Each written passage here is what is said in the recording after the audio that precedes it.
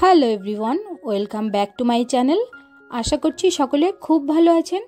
আরেকটি নতুন এবং ইউনিক রেসিপি নিয়ে আপনাদের সামনে হাজির হলাম। আজ আমি আপনাদের সাথে এঁচোড়ের একটি অসাধারণ ইউনিক রেসিপি শেয়ার করব, যেটা মাছ মাংসের স্বাদকেও হার মানাবে। এটি খুবই সহজ এবং খুবই সুস্বাদু রেসিপি। তাহলে চলুন আর কথা না বাড়িয়ে আজকের রেসিপিটি শুরু করা যাক।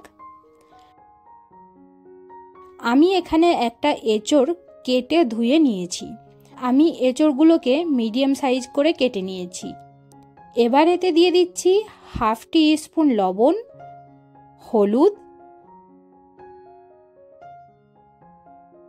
1 টিস্পুন লঙ্কা গুঁড়ো, 1 টেবিল স্পুন বেসন।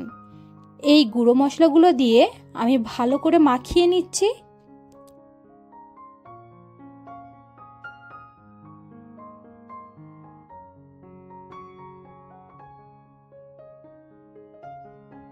এবার এটাকে 5 মিনিট রেখে দেব। এবার একটা কড়াই গরম করে একটু বেশি পরিমাণে তেল দিয়ে দিচ্ছি। তেলটাকে ভালো করে গরম করে নেব। এখানে তেলটা গরম হয়ে গেছে। এবার ম্যারিনেট করা এঁচোড়গুলো দিয়ে দিচ্ছি। এঁচোড়গুলো আমি 5 মিনিট মিডিয়াম আঁচে ভেজে নেব।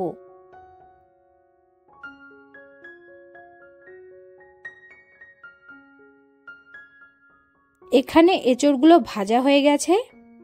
এগুলো এবার তেল থেকে তুলে নিচ্ছি।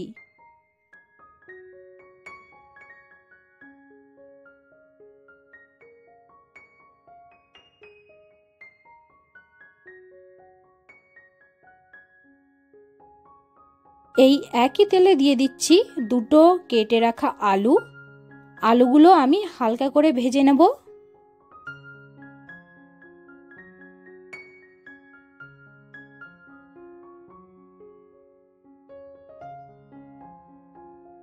এবার ওই একই কড়াইতে দিয়ে দিচ্ছি 1.5 টেবিল চামচ মতো সর্ষের তেল। পুরো রান্নাটাই কিন্তু আমি এখানে সর্ষের তেলে করব। তেলটা গরম হয়ে গেলে দিয়ে দিচ্ছি গোটা গরম মশলা, হাফ টি স্পুন গোটা জিরে, একটা তেজপাতা,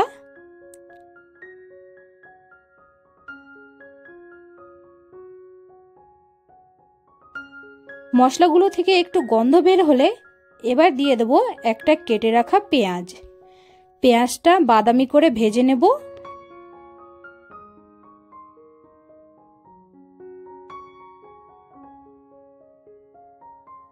পেঁয়াজটা ভালো করে ভাজা হয়ে গেলে এবার দিয়ে দিচ্ছি একটা টমেটো, একটা গোটা রসুন,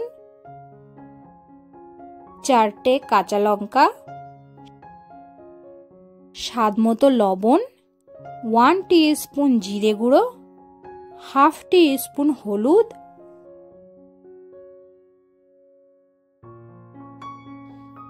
1 টিস্পুন লঙ্কা গুঁড়ো, 1 টিস্পুন কাশ্মীরি লঙ্কা গুঁড়ো, 1 টেবিল স্পুন আদা বাটা, হাফ টেবিল স্পুন রসুন বাটা।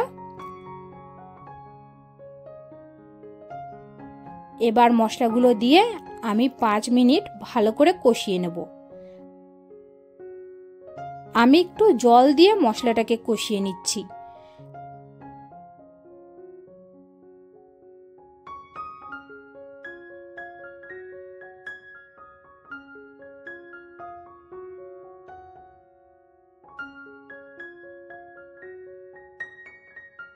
পাঁচ মিনিট পর মশলাটা কষানো হয়ে গেলে এবার এতে দিয়ে দিচ্ছি ভেজে রাখা এঁচোড় আর আলু। এগুলো দিয়ে আমি আরও খানিকক্ষণ কষিয়ে নেব। কষানোর সময় এঁচোড়টা যেন অর্ধেকটা নরম হয়ে যায়। এতে করে কিন্তু এঁচোড়টার স্বাদ আরও দ্বিগুণ বেড়ে যাবে।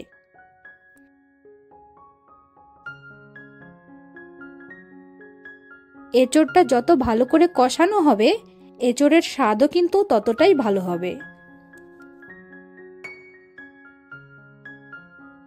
এঁচোড় কষানো হয়ে গেলে এবার এতে আমি দিয়ে দিচ্ছি 2 কাপ মতো জল।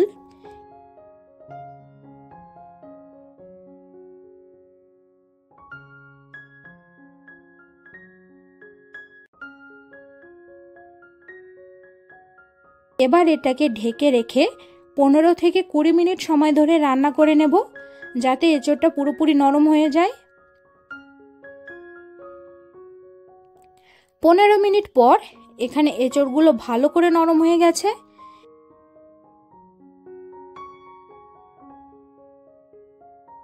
এবার এটাকে 4 থেকে 5 মিনিট হাই ফ্লেমে রান্না করে নেব। নামানোর 1 মিনিট আগে আমি এতে দিয়ে দিচ্ছি বাড়িতে তৈরি করে রাখা গরম মশলা গুঁড়ো। গরম মশলা গুঁড়ো দিয়ে আমি ভালো করে নাড়িয়ে চাড়িয়ে নামিয়ে নেব। ব্যাস তৈরি হয়ে গেল আমাদের সুস্বাদু ইউনিক স্টাইলের এঁচড় কারি। এটা গরম গরম ভাতের সাথে খেতে কিন্তু অসাধারণ লাগে। আপনারা বাড়িতে অবশ্যই এইভাবে একবার এঁচড় তৈরি করে দেখবেন, আশা করছি ভালো লাগবে। তাহলে দেখা হচ্ছে নতুন ভিডিওতে। সকলে ভালো থাকবেন, সুস্থ থাকবেন।